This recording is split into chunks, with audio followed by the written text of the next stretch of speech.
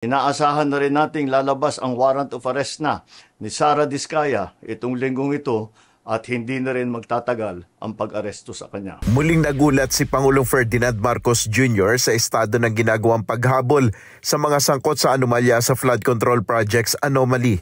Ayon kay Pangulong Marcos, panibagong freeze order ang inilabas ng Court of Appeals laban sa mga bank accounts, ari-arian at air assets na mga sangkot sa anomalya.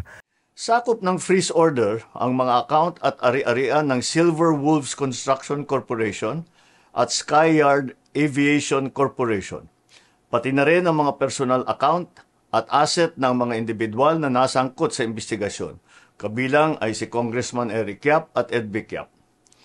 May mahigit 16 billion na ang pumasok sa mga transaksyon ng Silver Wolves mula 2022 hanggang 2025. Na karamihan ay may kaugnayan sa mga flood control project ng DPWH.